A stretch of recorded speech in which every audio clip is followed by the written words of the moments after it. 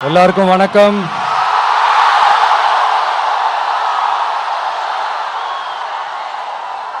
எல்லாரும் எப்படி இருக்கீங்க? சாப்பிட்டீங்களா?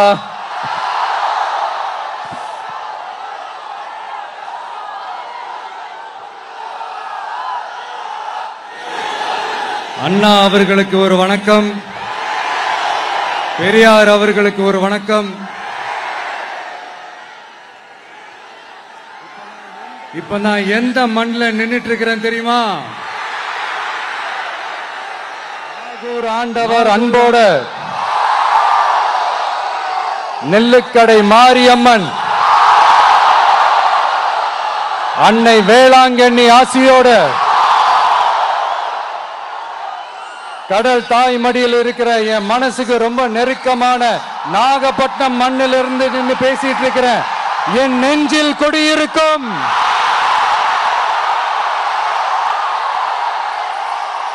உங்கள் அனைவருக்கும் என்னைக்குமே ஒரு மீனவ நண்பனா இருக்கிற இந்த விஜயோட அன்பு வணக்கங்கள். இந்த கப்பல் இருந்து வந்து இறங்குற இந்த பொருட்களை எல்லாம் விற்கிறதுக்காக அந்த காலத்துல அந்தி கடையெல்லாம் நாகப்பட்டினத்தில் இருக்கும்னு கேள்விப்பட்டிருக்கிறேன். மீன் பிடிக்கிற தொழில், மற்ற தொழில்கள், இந்த விவசாயம், எந்த பக்கம் திரும்பினாலும் எப்படி பார்த்தாலும் உழைக்கிற மக்கள் இருக்கிற ஊர் தான் நம்ம நாகப்பட்டினம் ஊர். மத வேறுபாடே இல்லாத, அனைவருக்கும் பிடித்து போன, மத சார்பின்மைக்கு எடுத்துக்காட்டாக வாழ்ற உங்கள் அனைவருக்கும் மீண்டும் என்னுடைய சிரம் தாழ்ந்த ஸ்பெஷல் வணக்கங்கள். இந்த தமிழ்நாட்டில் இந்த மீன் ஏற்றுமதியில் 2வது இடத்துல இருக்கிறது நம்ம நாகப்பட்டினம் ஹார்பர் தான். ஆனா அங்க இந்த நவீன வசதிகளோட இந்த மீன் பதப்படுத்துற இந்த மாடர்ன் தொழிற்சாலைகள்லாம் இல்லை. அது மட்டும் இல்ல, இந்த அடிப்படை வசதிகள் கொண்ட இந்த வீடுகள்லாம் இல்லாம ரொம்ப அதிகமா இந்த குடிசை பகுதிகள் இருக்கிற ஊரும் நம்ம நாகப்பட்டினம் ஊரு தான்.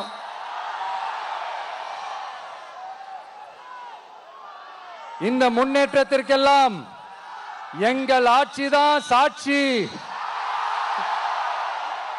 அப்படி இப்படின்ட்டு இந்த அடுக்குமொழியில பேசி அது நம்ம கேட்டு காதுல இருந்து ரத்தம் வந்ததான் மிச்சம்.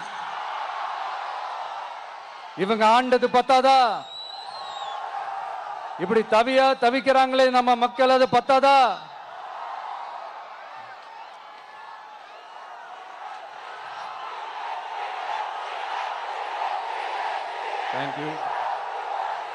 தேங்க்யூ.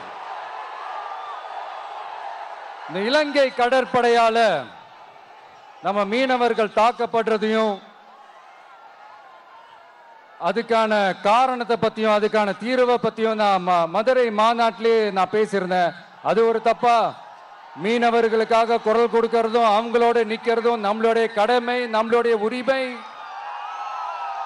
நான் என்ன இன்னைக்கு நேத்தாங்க அவங்களுக்காக குரல் கொடுக்கிறேன். இதே நாகப்பட்டினத்துல 14 வருஷத்துக்கு முன்னாடி 2011 February 22 இதே நம்ம மீனவர்கள் தாக்கப்பட்டதை கண்டிச்சு ஒரு பொதுக்கூட்டம் ஒண்ணு நடத்தணும் இல்லையா? இந்த விஜய் களத்துக்கு வர்றது ஒண்ணு புதுசு இல்ல கண்ணா. எப்போ வந்தாச்சு. என்ன ஒண்ணு, முன்னாடிலாம் விஜய் மக்கள் இயக்கம் என்ற அந்த இயக்கமா வந்து நிற்போம். இப்ப தமிழக வெற்றி கழகம் என்ற அந்த ஒரு அரசியல் இயக்கமா வந்து நிக்கிறோம். அவ்வளவுதான் வித்தியாசம். அன்னைக்கும் சரி, இன்னைக்கும் சரி, இனிமேலும் சரி, மக்களுக்காக மக்களோட நிக்கிறது தான். இது புரிய வேண்டியவங்களுக்கு புரிஞ்சா சரி.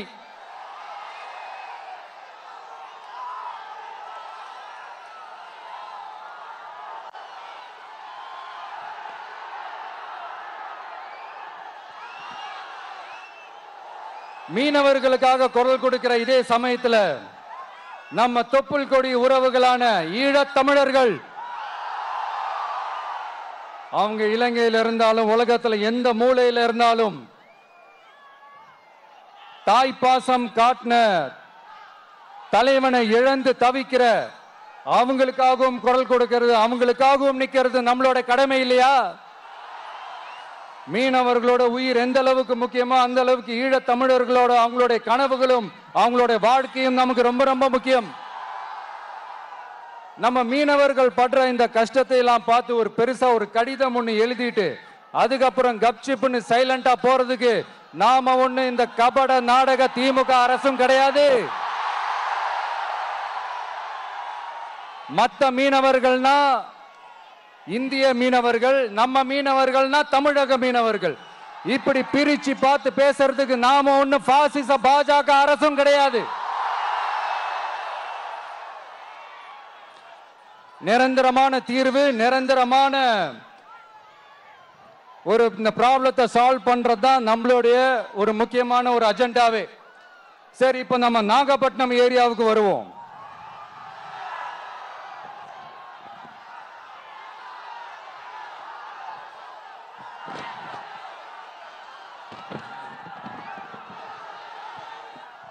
இங்க இருக்கிற மண் வளத்தை பாதிக்கிற இறால் பண்ணைகளை முறைப்படுத்தணும். அப்பதான் மீனவர்களோட வாழ்வாதாரமும் விவசாயிகளோட வாழ்க்கையும் பாதிக்காம இருக்கும். கடலோர கிராமங்கள்ல மீன் அரிப்புல இருந்து பாதுகாக்கிற அலையாத்தி காடுகளை அழிக்கிறத பத்தி தடுத்து நிறுத்தி அதுக்கு ஒரு வழி பண்ண வேண்டிய அரசாங்கத்துக்கு இதை விட ஒரு முக்கியமான ஒரு வேலை ஒண்ணு இருக்கு. அது என்ன தெரியுமா? சொந்த குடும்பத்தோட வளர்ச்சியும் சொந்த குடும்பத்தோட சுயநலமும் தான் அந்த முக்கியமான வேலை. இங்க இருக்கிற மக்களுக்கு குடிக்க தண்ணி இல்லாம தவிக்கிறாங்க. அதுக்கு தீர்வா காவிரி தண்ணியை கொண்டு வரலாம், மக்களோட தாகத்தை தீர்க்க. கொண்டு வந்தாங்களா? இவ்வளவு பாரம்பரிய கடல் சார்ந்த ஊர்ல ஒரு கவர்மெண்ட் மெரைன் காலேஜ் ஒன்னு கொண்டு வரலாம். கொண்டு வந்தாங்களா? மீன் சம்பந்தமான எந்த தொழிற்சாலையும் அமைக்கல. அமைச்சாங்களா? அட்லீஸ்ட் நிறைய பேருக்கு வேலை வாய்ப்பு கிடைக்கிற மாதிரி தொழில் வளர்த்தியாவது பெருக்கலாம், அதையாவது செஞ்சாங்களா? ஆனா ஒவ்வொரு டைமும் வெளிநாட்டுக்கு டூர் போயிட்டு வர்றப்பெல்லாம் அத்தனை கோடி முதலீடு, இத்தனை கோடி முதலீடுன்னு சிஎம் அவர்கள் சிரிச்சுக்கிட்டே சொல்லுவாரு. சிஎம் சார், மனசை தொட்டு சொல்லுங்க, வெளிநாட்டு முதலீடா இல்ல வெளிநாட்டுல முதலீடா? ஒட்டுமொத்த தமிழ்நாட்டுக்கும் முதலீடா இல்ல உங்க குடும்பத்தோட முதலீடு வெளிநாட்டுக்கு போகுதா? வேளாங்கண்ணி, நாகூர், கோடியக்கரைன்னு இங்க இருக்கிற டூரிஸ்ட் பிளேஸ் எல்லாம் கொஞ்சம் நல்லா டெவலப் பண்ணலாம். பண்ண என்ன குறைஞ்சா போயிடுவீங்க? வேதாரண்யம் பகுதியில் உப்பு ஏற்றுமதி செய்யறதுக்கு வசதியை செஞ்சு கொடுக்கலாம். செஞ்சாங்களா? நாகூர் ஆண்டவர் அரசு மருத்துவமனையில பிரசவம் பார்க்கிற டாக்டரே இல்லையா?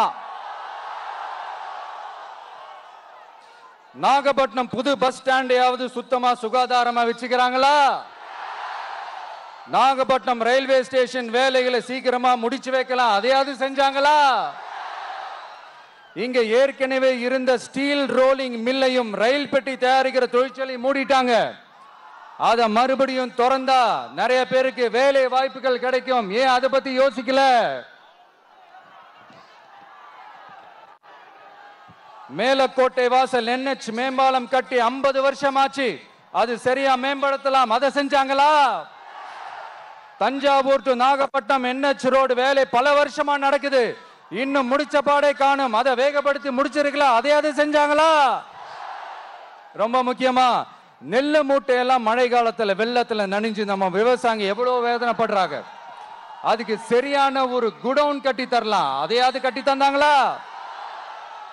எலெக்ஷனுக்கு முன்னாடி திமுக காரங்க வந்து செய்வோம் செய்வோம் செய்வோம் செய்வோம்னு சொன்னாங்களே, செஞ்சாங்களா? இதெல்லாம் எதுவுமே செய்யாம எல்லாத்தையும் செஞ்ச மாதிரியே அதையும் பெரியமையா வேற சொல்லுவாங்க இவங்க. நான் போன வாரம் திருச்சிக்கும் அரியலூர் மாவட்டத்துக்கும் போய் நம்ம மக்களை சந்திக்க போயிருந்தேன். அப்போ பெரம்பலூரும் போக வேண்டியது. அங்க சில ரூல்ஸ் அண்ட் ரெகுலேஷன்ஸ், ஒரு கட்டத்துக்கு அப்புறம் இந்த பஸ்ஸே மூவ் ஆகல. அதுக்கப்புறம் அதை தாண்டி ஒரு டைமுக்கு மேல பேசுறது, சரி அதெல்லாம் விடுங்க. இந்த நேரத்தில் பெரம்பலூர் பகுதி மக்களுக்கு நான் மன்னிப்பு கேட்டுக்கிறேன். சீக்கிரமாவே உங்களை தேடி நான் வருவேன் ஃபார் ஷுர். நம்ம இந்த டூர் பிளான், இந்த ஷெட்யூல் போட்டதுக்கு அப்புறம் அது என்னப்பா சனிக்கிழமை சனிக்கிழமை சனிக்கிழமை அப்படின்னு ஒன்று ஸ்டார்ட் ஆச்சு. அது ஒன்றும் இல்லை, உங்க எல்லாரையும் பார்க்கும்போது உங்களுக்கு எந்த விதமான டிஸ்டர்பன்ஸும் இருந்துடக்கூடாது. முக்கியமா உங்களுடைய வேலைகளுக்கு எந்த விதமான டிஸ்டர்பன்ஸும் இருந்துடக்கூடாது அப்படின்ற ஒரே காரணத்துக்காக தான் இப்படி வீக்கெண்டா பார்த்து இப்படி இந்த பிளானை ஷெட்யூல் பண்ணோம். லீவு நாட்கள்ல, ஓய்வு நாட்கள்ல வரணும்ன்றதான் அந்த எண்ணமே. அது மட்டும் இல்ல, அரசியல்ல சில பேருக்கு நம்ம ஓய்வும் கொடுக்கணும் இல்லையா? அதனாலதான் இந்த ஓய்வு நாட்களா பார்த்து இப்படி செலக்ட் பண்ணோம். சரி, இப்போ நம்ம மக்களை சந்திக்கிறதுக்கு, நம்ம சொந்தங்களை சந்திக்கிறதுக்கு எத்தனை கட்டுப்பாடுங்க. அந்த இடத்துல பர்மிஷன் இல்ல, இந்த இடத்துல பர்மிஷன் இல்ல. ஆனா அதுக்கான காரணங்கள்லாம் நீங்க கேட்டீங்கன்னா சொத்தையான காரணமா இருக்கும். அங்க பேசக்கூடாது, இங்க பேசக்கூடாது, 5 நிமிஷம் தான் பேசணும், 10 நிமிஷம் தான் பேசணும். நான் பேசுறதே 3 நிமிஷம் தான். அதுலயும் அது பேசக்கூடாது, இதை பேசக்கூடாதுன்னு சொன்னா அப்புறம் நான் எதை தான் பேசுறது? அரியலூர்ல போனப்போ நான் கரெக்டா அந்த ஊருக்கு போறதுக்கு முன்னாடி அந்த ஏரியாலேயே அந்த பவர் கட்டு. அப்புறம் நான் திருச்சிக்கு போய் நான் பேச ஆரம்பிச்சதுக்கு அப்புறம் அந்த ஸ்பீக்கருக்கு போற அந்த வயரு கட்டு. இல்ல, நான் தெரியாம தான் கேட்கிறேன் சிஎம் சார். ஃபார் எக்ஸாம்பிள், இப்போ ஒரு ஆர்எஸ்எஸ் தலைவர் இங்க வராருன்னு வச்சுக்கோங்க, இல்ல நம்ம பிரதமர் மோடிஜி அவர்களோ இல்ல உள்துறை அமைச்சரோ இங்க வராருன்னு வச்சுக்கோங்க. இந்த மாதிரி கண்டிஷன்ஸ்லாம் போடுவீங்க, இந்த மாதிரி பவர் கட் பண்ணுவீங்க, இந்த மாதிரி வயர் கட் பண்ணுவீங்க. கொஞ்சம் கட் பண்ணி தான் பாருங்களேன். முடியாதுல, பேஸ்மெண்ட் அதிரும்ல. நீங்க தான் மறைமுக உறவுக்காரர்களாச்சே. இதாவது பரவாயில்லைங்க.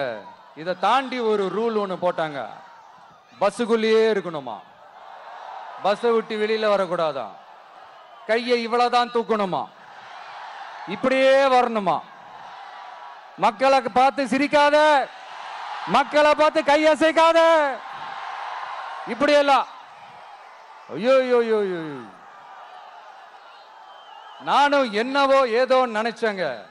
செம்ம காமெடியா இருக்குங்க. I am just enjoying like anything. நேரடியாவே கேட்கிறேன், சிஎம் சார் மிரட்டி பாக்குறீங்களா? அதுக்கு இந்த விஜய் ஆள் இல்ல சார், அதுக்கு நாம ஆள் இல்ல சார். என்ன செஞ்சிருவீங்க? மேக்சிமம் கொள்கைய சும்மா பேருக்கு மட்டும் வச்சுக்கிட்டு குடும்பத்தை வச்சு கொள்ளையடிக்கிற உங்களுக்கே இவ்வளவு இருந்தா, சொந்தமா உழைச்சி சம்பாதிச்ச எனக்கு எவ்வளவு இருக்கும்?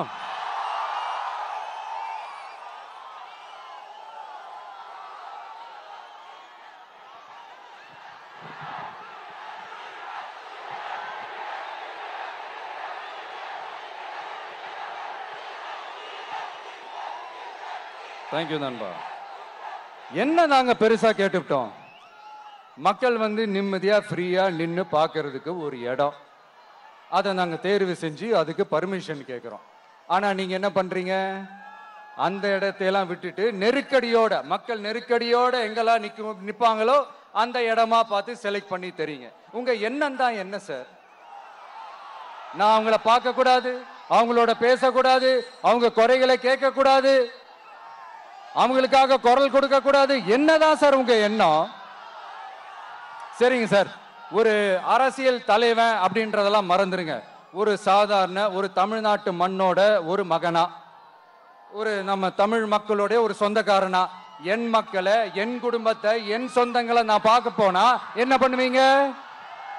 அப்பவும் தடை போடுவீங்களா? வேணாம் சார். இந்த அடுக்குமுறை, இந்த அராஜக அரசியல்லாம் வேணாம் சார். நாம ஒண்ணு இங்க தனியால் இல்லைங்க சார். மாபெரும் மக்கள் சக்தியோட பிரதிநிதிங்க சார். மாபெரும் பெண்கள் சக்தியோட சகோதரன் சார். மாபெரும் இளைஞர் இயக்கமா இருக்கிறோம் சார். மறுபடியும் சொல்றேன், 2026 ரெண்டு பேருக்கு நடுவுல தான் போட்டியே. ஒண்ணு இன்னொன்னு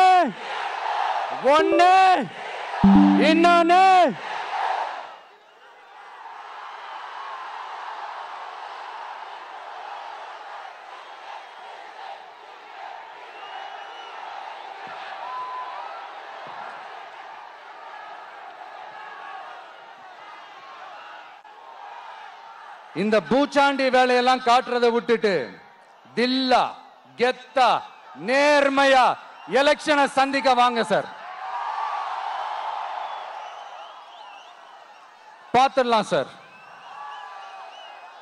கொள்கையை பேருக்கு மட்டும் வச்சுக்கிட்டு குடும்பத்தை வச்சு தமிழ்நாட்டை கொள்ளையடிக்கிற நீங்களா, இல்ல தமிழ்நாட்டில் இருக்கிற ஒவ்வொரு வீட்டுக்குள்ளேயும் ஒருத்தனா இருக்கிற நானா, இந்த விஜயா? பார்த்துடலாம் சார். இனிமேலும் இந்த தடைகள்லாம் போட்டீங்கன்னா நான் நேரடியா மக்கள்கிட்டயே பர்மிஷன் கேட்டுருவேன். மக்களே நீங்க சொல்லுங்க, நான் உங்களை பார்க்க வரக்கூடாதா? நான் உங்களோட பேசக்கூடாதா? உங்க குறைகளை நான் கேட்க கூடாதா? உங்களுக்காக நான் குரல் கொடுக்க கூடாதா? இப்படி நமக்கு தடையா போடுறாங்களே, இந்த திமுக அரசு மறுபடியும் ஆட்சிக்கு வரணுமா? உங்க நல்லதுக்காக நம்ம உங்க டிவிக்கு ஆட்சி அமையணுமா? சத்தமா சத்தமா கேட்டுச்சா மை டியர்? ஏன்பா, நான் தான் அப்பவே சொன்னல, அவருக்கு ஆசையா பாசமா கூப்பிட்டா பிடிக்க மாட்டேங்குது. ஏன்பா மறுபடியும்?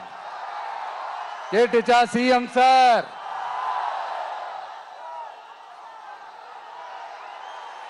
இந்த போர் முழக்கம் உங்களை ஒரு நிமிஷம் கூட தூங்க விடாது, துரத்திக்கிட்டே வரும்.